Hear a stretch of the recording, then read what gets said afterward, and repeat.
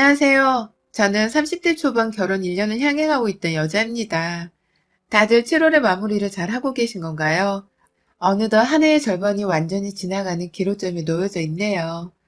작년과 더불어 올해도 이어진 코로나 때문에 모두가 힘들고 피곤하셨을 텐데 저 또한 마찬가지였어요.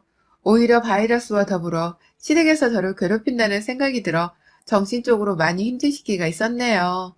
저희 시어머니는 올해 환갑이셨습니다. 남편은 시댁의 막내 아들이며 위로는 누나 둘이 있어요.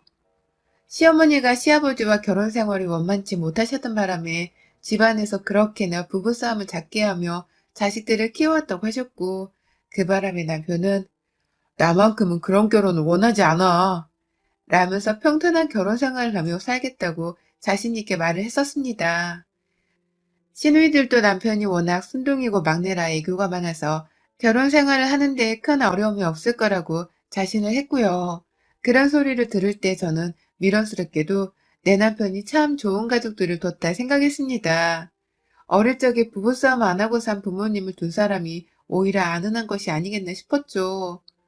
남편이 나이가 들어서도 막내라고 예뻐하는 시누이들과 시어머니의 모습을 보니 사람이 사랑만큼은 아낌없이 받고 자란 사람이구나 싶었죠. 그래서 믿음이 갔습니다. 그 받은 사랑들을 저한테도 잘 퍼줄 것이란 걸 말이죠. 그리고 예상했던 대로 남편은 사랑을 참 잘 퍼주는 사람이었어요. 왜 부부는 먹는 게 꼴보기 싫어지면 그게 정 떨어진다고 더 살기 힘들다고 하잖아요.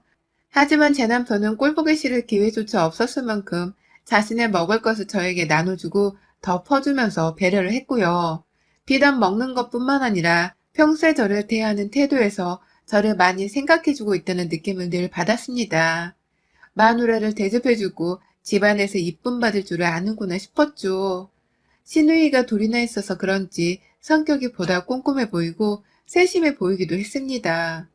출근하고 서로 안 보는 사이에도 죽어라 보고 싶다고 전화를 하는 남편을 보니 저도 점점 제 남편이 더욱 좋아질 수밖에 없었고 이 맛에 신혼을 사는구나 싶기도 했죠. 하지만 그런 애정 많고 세심하던 남편이 한순간에 변하더라고요. 바로 저와 시어머니의 갈등으로 인해 말입니다. 결혼 초기부터 시어머니랑 고부관계에 금이 갈 일이 뭐가 있겠나 싶었습니다.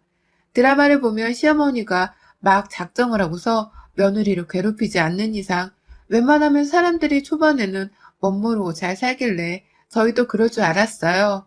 제 주변에도 결혼하고 나서부터 시어머니랑 갈등이 일어난 지인들은 아무도 없었고요. 하지만 전 결국 시어머니와 금갈리를 계속해서 겪을 수밖에 없었습니다. 우리 시어머니의 별난 식성 때문에 말이죠. 저희 부부가 결혼을 하고 신혼집을 차릴 때 제 친정 근처로 집을 마련했어요. 시댁은 저희 회사랑 너무 떨어져 있기도 했고 친정 주변 동네가 아직 재개발이 덜 된 지역이라 집값은 싼 편인데 추후 재개발이 될 가능성도 농후해서 미래의 투자를 생각해서라도 몫이 좋은 동네였거든요. 결혼 준비를 하면서 계속해서 집을 알아보고 다녔고 그러다가 경매로 낙찰을 받아서 비교적 저렴하지만 새 건물인 빌라 하나로 입주를 해 들어왔습니다. 제가 남편보다 월급이 좀 더 높은 편인데 대출을 왕창 받아내서는 거의 제 지분이 절반이 넘는 수준에서 신혼집을 구매했고요. 그 과정에서 남편도 돈을 보태긴 보탰어요. 하지만 남편은 월급이 적어 모아둔 돈도 없었고 대출을 받아도 택도 없길래 그 돈을 시부모님으로부터 일부 빌렸다고 전해 들었었죠. 그런데 우리 시어머니는 자기 아들한테 돈을 빌려준 것만으로도 자신이 저희 신혼집을 마음껏 들락날락 할 수 있는 자격이 있다고 여기시더라고요. 신혼집은 부부가 함께 사는 부부 명의의 단독집이고 저희 집만 하더라도 굳이 돈으로 따져보자면 제 지분이 절반을 훨 넘는 집이었습니다. 시어머니는 그 사실을 전혀 상관하지 않으시더라고요. 오히려 아들한테 돈 빌려주느라 뼈가 빠지게 모은 돈을 내줬다. 내가 그 정도로 니들이 집 살 때 보탬을 많이 대줬으니 니들도 나한테 최소한의 도리 이상은 하고 살아야 한다. 라며 더 큰 대접을 받길 원하셨죠. 처음엔 너무 얼척이 없었습니다. 다른 집들은 최소한 부모가 그 정도 돈을 보태주면서 자식들 결혼을 시키는 판국인데 대놓고 일이 생색을 내며 최소한의 도리 이상을 하고 살라고 말씀을 하시니 뭐 저런 뻔뻔한 노인네가 다 있나 싶을 지경이었죠. 하지만 옆에서 지켜본 남편의 태도는 상당히 애매했습니다. 그럼 엄마가 이 집 사게 해준 거나 마찬가지인데 당연히 우리가 더 챙겨드려야지. 엄마 없었으면 이 사람도 절대 자기가 가진 돈으로 이 집 못 샀어. 나중에 여기 재개발까지 되고 나면 우리 떼돈 벌 텐데 그때 엄마 꼭 모시고 살게. 라면서 지 혼자 김칫국을 마시듯이 시어머니께 합가 얘기를 하더라고요. 시어머니 없었으면 절대로 이 집을 못 샀을 테니 집을 구매하는 애는 모두 다 제가 아닌 시어머니의 공이라면서 말입니다. 논리가 너무 이상해져 갔어요. 그나마 내가 가지고 있는 돈과 대출받은 돈 5억이 있어서 빌라 한 채라도 구매할 생각을 하고 결혼을 할 수 있었던 건데 꼴랑 1억도 안 되는 돈을 보태주고서는 이 공이 다 시어머니의 공이라니. 그런 소리를 하는 남편이나 옆에서 조언하고 있는 시어머니나 진짜 모자끼니 미쳐도 단단히 미쳐 보이더라고요.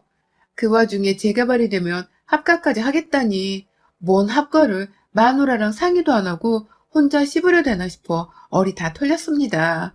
하지만 남편은 끝까지 본인이 한 잘못에 대해서 모르더군요. 오히려 엄마가 나 키우시느라 고생도 많이 하셨고 자기네 부모님은 모두 다 노후 보장도 잘 되어 있으시지만 우리 엄마는 아니야. 평생 주부로 사셨는데 아버지가 엄마를 챙겨주고 사실 분도 아니시고 내가 아들이고 장남이니 내가 보살펴드려야지. 라면서 저를 이해시키려 했어요. 결혼 전에는 이 문제에 대해 분명 자기 부모님은 노후 보장은 다 되어 있다고 자신에게 말을 했었던 남편이 변한 것이었죠. 완전 사기였습니다. 하지만 저는 이 소리를 남편 앞에서 제대로 하지 못했어요. 오히려 제 신혼집을 밥 먹듯이 찾아오는 시어머니 때문에 그와 관련된 싸움을 작게 하느라고 남편의 결혼 전 사기 같은 말에 대해서는 따지고 들고 말고 할 시간도 여력도 없었답니다. 퇴근을 하고 집에 오면 시어머니는 늘상 집에 와 계셨어요. 저희 친정엄마가 저희 부부 출퇴근하며 시간 전략하고 먹을 수 있는 반찬이나 냉동고기들을 자주 사서 냉장고 안에 넣어두곤 하셨는데요. 그걸 보란듯이 꺼내서는 드시더라고요. 그것도 제가 아직 퇴근도 안 했는데 저랑 같이 먹을 생각도 하지 않은 채 혼자 고기불판까지 찾아서는 꺼내다가 구워 드셨습니다. 옆에서 남편은 우리 엄마 배고프대 라는 소리를 변명이라고 짓거리며 자기 엄마한테 밥까지 퍼다 준 채 같이 먹고 있었고요. 엄마가 사준 소고기가 시어머니랑 남편의 배로만 들어가고 있는 걸 보니 신혼 초부터 급 오만정이 떨어지더라고요. 분명 남편은 배려 있고 세심한 사람이었는데 시어머니가 저희 신혼집을 방문하기 시작하면서는 완전히 지인상의 주책바가지로 변했습니다. 제 눈에 남편이 밥 먹는 모습은 더 이상 멋져 보이지 않았어요. 오히려 더럽고 없어 보이는 하찮은 남자로 보이기 시작했죠. 하지만 남편은 이 사실을 모른 채 아주 잘만 우리 엄마 반찬을 먹더라고요. 옆에서 시어머니도 마찬가지셨고요. 문제는 이걸로 끝이 아니었다는 겁니다. 시어머니가 저희 집에 오셔서는 엄마 반찬을 그대로 자기 집에 들고 가는 상황까지 발생을 했어요.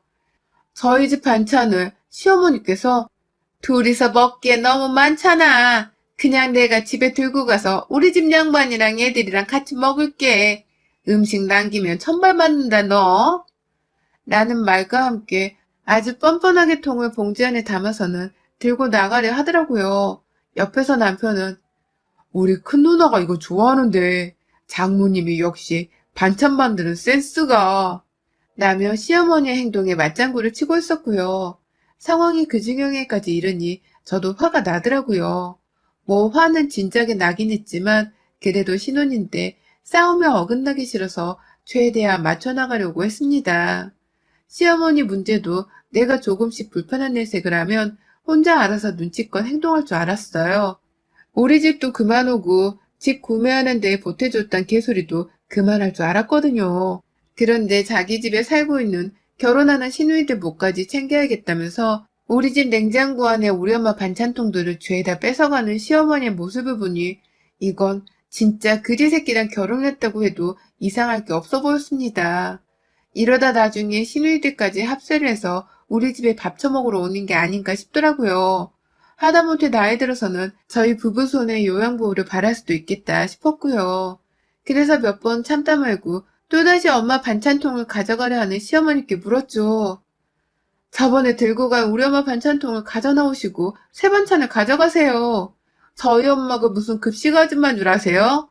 남이 시간 쏟아 만든 반찬을 공짜로 가져갈 거면 뭐라도 고맙다고 작은 과일 몇 개를 사오던가. 하다못해 반찬통 정도는 도로 씻어서 곱게 들고 와야 하는 게 기본 아니에요? 하, 진짜 이건 뭐 반찬 하나 살 돈도 없는 사람들을 구제해주는 것도 아니고 말이야. 라고 말입니다. 일부러 싸가지 없는 표정이란 표정은 다 지어 보이면서 시어머니를 굉장히 불쌍하지만 연민은 느껴지지 않는 하찮은 존재라는 듯이 꼬라봤습니다. 우리 집 냉장고에서 반찬을 빼내고 있던 시어머니의 위아래로 훑으면서 가지가지 한다. 라며 혼잣말로 중얼거리다가 옆에서 토끼 눈을 뜨고 저를 바라보고 있던 남편도 함께 째려봤습니다. 뭘 봐. 생각이 있으면 자식인 네가 나서서 그만하시라고, 그만 오시라고 말을 해야 하는 거 아니야? 내가 니네 엄마 모시자고 이 결혼을 한 줄 알아? 너 정말 그렇게 생각한 거니? 만약 내가 니네 엄마랑 누나들 반찬거리까지 챙겨주고 살아야 한다 생각한 거면 당장 이혼해. 더는 너네 집 사람들이랑 못 살아. 재산분을 칼같이 하고 나 그냥은 못 헤어지니까 니네 엄마한테 위자료 청구 소송은 한다. 나도 차라리 이혼하고 근사한 오피스텔에서 혼자 사는 게 이거보단 100번, 1000번 낫겠다. 라고 속사포처럼 속마음을 뱉었습니다. 이혼하자고 말해주면 바로 이혼소송까지 걸어버릴 마음이었어요. 신혼집에 매일같이 찾아와서 반찬통을 가져갔다는 사실만으로 소송이 승소할란가는 모르겠었지만 겁지기용으로는 딱이겠다 싶었죠. 그리고 이런 저의 의도가 먹혔는지 남편은 순간 이혼 얘기가 나올 줄은 몰랐다며 퍽 당황하더라고요. 그러더니만 황급히 어머님을 집으로 돌려보내려 했죠. 시어머니는 들고 있던 반찬통을 내려놓더니 니네 엄마 반찬통을 가져다 주면 될 거 아니냐. 겨우 반찬 몇 개로 더럽게 생색이네. 라면서 궁시렁거리며 집을 나가셨어요. 거의 남편한테 등 떠밀려서는 억지로 나가신 것과 다름이 없었죠.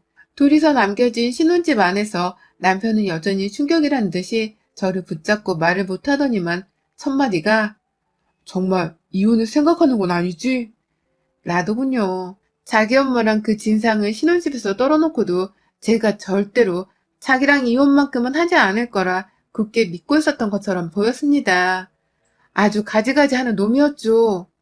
내가 왜 이혼을 생각 안 해? 이 지경으로 신혼집을 망쳐놓고 내가 왜 너 같은 놈이랑 더 살아야 해? 내가 능력이 없어 뭐가 딸려? 네가 보태준 돈 1억 없어도 나 서울 안에서 오피스텔 정도는 충분히 혼자 사서 살 수 있어. 너 같은 거 거둬준 것만으로도 감지덕지인데 내가 왜 니네 엄마 목구멍으로 들어가는 음식에 니네 누나들 먹을 반찬까지 갖다 바치고 살아야 하냐고. 왜 니네 엄마는 그걸 고마울 줄 모르고 매번 당연스레 가져가는 거야? 라면서 또다시 속사포로 뱉어내며 불만을 표현했죠. 제가 한참 불만을 얘기하니 남편은 결국 고개를 떨구며 전혀 생각을 못했다고 하더라고요. 제가 늘 똥 씹은 표정을 짓길래 오히려 자기 엄마한테 며느리답게 고분거리지 못하는 모습이 열불이 나서 더욱 자기 엄마를 신혼집에 데려왔다고 하더라고요. 그 말이 오히려 저를 더 열불나게 했고 결국 대판 싸우다가 저는 친정으로 갔어요. 남편은 정말 이러다 이혼하고 소송까지 가서는 집마저도 팔아야 하는 건가 싶었는지 내내 전화를 하고 친정에 찾아와 애원을 하다가 결국 백기를 들며 다시는 시어머니를 집에 모시고 오지 않겠다는 약속을 내걸었습니다.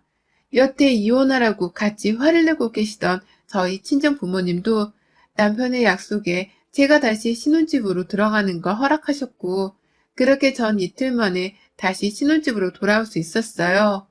남편이랑은 각서를 썼고 언제든지 내 집에 시어머니가 내 허락 없이 들어오시는 날엔 무조건 이혼해 이혼 책임도 물을 거라며 지장을 찍었죠. 그리고 그날부터 남편은 저희 엄마의 반찬을 거의 입에 대지 않았습니다. 자기 엄마를 생각하면 여전히 마음이 슬픈 건지 저희 엄마 반찬통을 꺼내서 저녁이나 아침상을 차리면 남편은 그냥 손도 대지 않더라고요. 오히려 한 번은 밥 생각이 별로 없어서 그냥 대충 시리얼이나 비빔밥으로 먹으며 때우고 싶다는 말도 꺼냈어요. 덕분에 제가 아침 출근 시간이 덜 바빠서 좋았고 남편에게는 시리얼만 주고 저는 한식을 꼬박 먹으며 출근을 했습니다. 퇴근을 하고 나서도 남편은 고기를 구워 먹는다거나 본인이 직접 요리를 하면서도 저희 엄마 반찬만큼은 입에 대려 하지를 않길래 온전히 저 혼자서만 그 반찬을 다 먹었어요. 그러다가 한 일주일 정도가 지나서부터 제 인생이 단단히 꼬이기 시작했어요. 30년 겨우 산 인생이지만 정말 흑역사라고 꼽을 만큼의 최악의 상황들을 다룬 것도 아닌 회사 한복판에서 아주 수차례 경험을 하고야 말았습니다. 제가 바로 설사병에 걸리고 만 것이었습니다. 가장 처음은 출근길이었어요.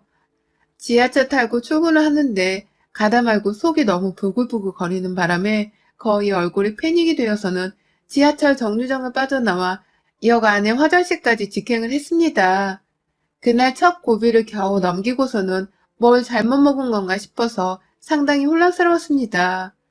회사에 가고 나서 점심시간도 되지 않았는데 갑자기 배가 또 막 부글거리기 시작한 거예요. 아우 진짜 순간 나오겠다 싶어서 얼굴이 또 패닉이 된 채로 쭈뼛쭈뼛 거리며 화장실로 뛰쳐 들어갔습니다. 너무 괴롭고 힘들었는데 더 큰 문제는 제가 도저히 제 업무에 집중을 할 수가 없다는 것이었어요. 여러분, 일하고 직원들이랑 회의하고 대화하던 도중에도 설사 신호가 찾아왔고 결국 그날 저는 거의 화장실에서 하루를 꼬박 살았어요. 직원들 보기 민망한 건 둘째치고 집에 가는 길도 까마득해 죽을 것 같았죠.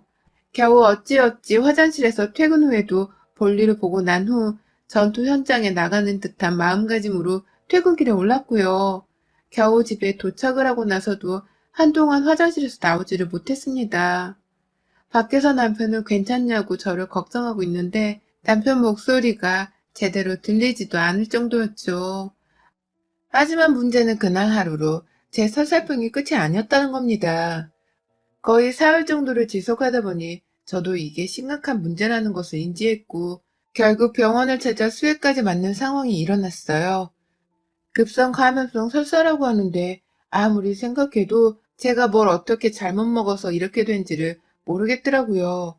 그러다가 문득 우리 엄마의 반찬이 생각났고 반찬이 상했나 싶은 마음에 집에 가자마자 반찬을 모조리 다 버렸습니다. 그런데요, 그 순간 뒤에서 남편이 아깝다 라고 하더라고요. 그냥 정말로 음식을 버리니까 아까워서 했을 말일 텐데 저는 왜인지 그 순간 남편의 말이 진심이 아닐 수도 있겠다 싶었습니다. 그간 우리 엄마 반찬 먹기 싫어하면서 입에 대지도 않던 사람이 이제 와서 아깝다고 그러는 것도 웃겼고 내가 이 반찬을 먹고서 설사를 몇 날 며칠 했던 것일 수도 있기 때문에 버리는 것이었는데 그걸 가지고 아깝다고 하다니 뭔가 앞뒤가 단단히 맞지 않았습니다. 그리고 그제서야 저는 설마 남편이 이 반찬에 무슨 약이라도 탄 건 아닌가 싶은 생각이 들더라고요. 자기 엄마를 매몰차게 집안에서 쫓아내고는 더 이상 집에 들이지도 말라고 각서까지 쓴 저를 어떻게든 골탕 먹이기 위해서 남편이 저지른 자작극이자 복수극 말입니다. 설마 하는 생각이 사람을 잡을 수는 있겠으나 저는 혹시 모른다는 마음에 남편의 뒤를 살펴보기로 했죠. 제가 회사를 가야 하는지라 도저히 남편의 일거수일투족을 감시할 수가 없어서 집안에 일단 소형 카메라 한 대를 들였어요. 다른 곳도 아닌 냉장고에 있는 부엌이 보이도록 거실 벽에 있는 시계 위에다가 카메라를 조심히 놓아두었고요. 그걸 놓아두면서도 내가 지금 무슨 짓을 하는 건가 싶더라고요. 정말 남편이 약이라도 타는 모습이 찍히면 어떡하나 싶고 그러면 그 다음은 정말로 이혼인가 싶기도 하고 말이죠.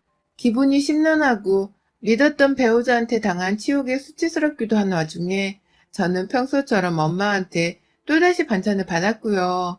그걸 냉장고 안에 넣어두고는 남편 앞에서 보란 듯이 꺼내 먹곤 출근을 했어요. 다행히 그날은 설사병이 또 도지진 않았습니다. 하지만 그 다다음 날 저의 설사 증상은 다시 시작되었어요.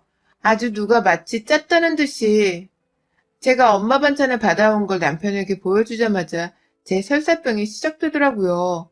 이쯤 되니 남편이 범인인 것이 확실하다는 생각이 들었고 직장에서 수시로 화장실을 가서 생고생을 하며 배 아파하다가 반차를 내고 결국 집에 돌아왔습니다. 집에 와서도 또다시 화장실에서 일을 치르고서는 거의 분노의 심호흡을 하며 카메라를 빼들었어요. 그리고 녹화본을 살폈죠. 그 녹화본을 보면서 저는 또다시 배가 아파 화장실에 가야만 했는데 그 안에 찍힌 인물을 보고는 소름이 돋아 제자리에서 멈춰서고야 말았습니다. 누군가 분명히 우리 엄마의 반찬에 약을 탔습니다. 제가 생각했던 것이 맞았던 겁니다. 하지만 제게 설사병을 안긴 약을 탄 인간은 바로 제 남편이 아닌 시어머니셨습니다. 시어머니가 이 짓을 다 꾸미고 계셨던 겁니다. 카메라에 찍힌 시어머니 얼굴을 캡처하자마자 남편에게 전송했습니다. 시어머니께도요. 법적 절차를 받아야 할 거라면서 아주 그냥 바로 인생 쫑나게 만들어주겠다며 떵떵거리며 협박을 하고서는 집안의 남편 짐을 모두 다 싸버려선 집 밖으로 내놨어요. 친정 부모님은 놀라서 집으로 뛰쳐오셨고 저는 또 그 와중에 설사를 멈추지를 않아서 계속해서 화장실을 들락거리면서 거의 눈물도 나오지 않을 정도로 온몸에 수분이 빠져나가고 있었습니다. 화장실에서 볼일을 보고 기어나와서는 물을 벌컥벌컥 마시다가 친정 부모님 도움으로 병원까지 갔고 어찌저찌 수액을 맞고서는 집에 와보니 남편이 도착해 있더라고요. 제가 밖으로 던져낸 자기 짐들을 모조리 다 챙겨 들어와서는 현관 앞에서부터 무릎을 꿇은 채로 저와 제 부모님을 기다리고 있었습니다. 그러더니 말하더라고요. 이런 일이 벌어지고 있는 줄 정말 몰랐어. 엄마가 감히 약을 탔을 줄은 정말 상상도 못했습니다. 한 번만 용서해 주세요. 저도 정말 몰랐던 일입니다. 라며 울부짖기까지 했고요. 남편이 몰랐다면 어떻게 남편은 귀신같이 우리 엄마의 반찬을 입에도 대지를 않았으며 다시 우리 엄마가 반찬을 집에 가져다 줬을 때 시어머니가 집에 찾아와 또 약을 탈 수 있겠냐면서 남편을 향해 말 같자는 거짓말 집어치워! 이 천하의 더럽고 치사한 새끼! 니들 모자 내 손에 다 죽었어! 라며 소리를 질렀어요. 하지만 남편은 정말로 끝까지 결백을 주장하더라고요. 우리 엄마가 너한테 그런 취급을 받으셨는데 나라고 기분이 좋겠냐고. 그냥 우리 엄마 생각이 나서 차마 장모님 반찬을 먹을 수가 없었어. 그게 전부야. 그러다 네가 설사병이 나서 수혜가 맞았다는 걸 엄마랑 통화하면서 지나가는 말로 말씀을 드렸고 이제는 괜찮아져서 장모님 반찬도 도로 먹고 있다는 말도 했던 게 전부였어. 진짜야. 라고 말이죠. 그 말을 들으니 남편도 진짜 아무것도 모르고 있었을 수 있겠다 싶더라고요. 그렇다고 절대로 남편과 도로 결혼 생활을 지속할 자신은 추호도 없었고요. 온 집안에 제 서산 냄새가 진동을 하는 판국에 다른 사람도 아닌 시어머니가 내게 그딴 짓을 벌였던 사실은 정말 수치였습니다. 그날 남편은 내내 무릎을 꿇은 채 결백을 주장했고 그 사진을 찍어 시어머니께 보내니 어머님은 그제서야 저희 집으로 오셨어요. 집에서 혼자 발 동동 구르며 이 상황을 모면하려다가 자기 아들이 자기 대신 무릎까지 꿇고서 울고 있는 모습에 걱정되어 달려왔던 거죠. 집으로 들어오자마자 나는 역한 설사 냄새가 싫었는지 시어머니는 인상을 찡그리며 들어와선 자기 아들을 억지로 일어나게 만들었고 그 모습을 본 저희 어머니가 급기야 내 딸을 주구장창 설사만 하게 만들어 놓고서 이제 귀여워? 뭐하고 있다 이제서야 나타나서는 같이 무릎을 꿇지 못할 망정. 라면서 시어머니의 뺨을 갈겼어요. 졸지에 시어머니는 아들내미를 일으켜 세우려다가 뺨을 맞고 바닥에 주저앉아 버리셨죠. 거의 날라차기를 당한 것과 마찬가지였습니다. 급기야 그 상황에서 아버지는 말리기는커녕 너도 한번 먹어봐. 라면서 냉장고에서 저희 엄마 반찬통 하나를 꺼내더니만 그걸 손으로 집어 시어머니의 입에 집어 넣어버리셨어요. 졸지에 저하고 남편이 나서서 친정 아버지를 말려야 하는 극한의 상황에 맞닥뜨린 것이었죠. 하지만 결국 시어머니는 아버지 손에 담긴 음식을 입안에서 침이라도 삼킬 수밖에 없었고 몇 번 숨을 못 쉬겠다며 오른손으로 바닥을 치다가 겨우 아버지 손에서 빠져나오셨습니다.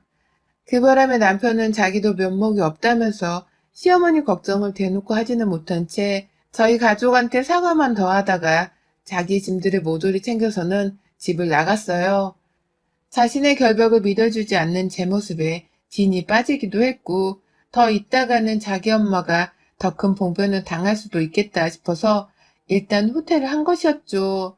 그리고 전 그 길로 우리 집 현관 비번을 모두 변경한 후 곧장 집을 내놨습니다. 남편과는 이혼 소송으로 가기로 했고 그간의 설사로 인한 병원을 찾았던 진단서와 더불어 엄마 반찬들을 다 정밀검사까지 의뢰해서는 설사약을 탄 시어머니의 진상을 증거로 남겨 시어머니를 상대로 한 위자료 소송도 걸었어요.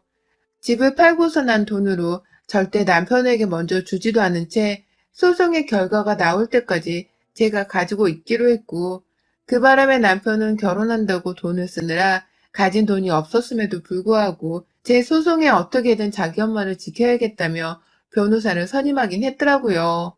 그마저도 얼마 못 가 돈이 없다며 합의를 요구해왔고요. 하지만 전 끝까지 소송으로 가서 시어머니를 제대로 엿먹여주기로 했습니다. 절대로 합의고 뭐고 봐주지 않겠다 다짐을 한 것이죠.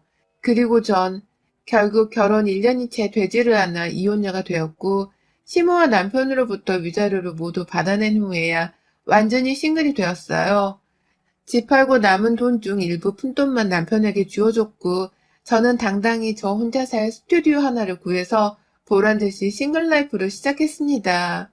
이제는 더 이상 설사병에 걸려 회사에서 괴로워할 일이 없어졌어요.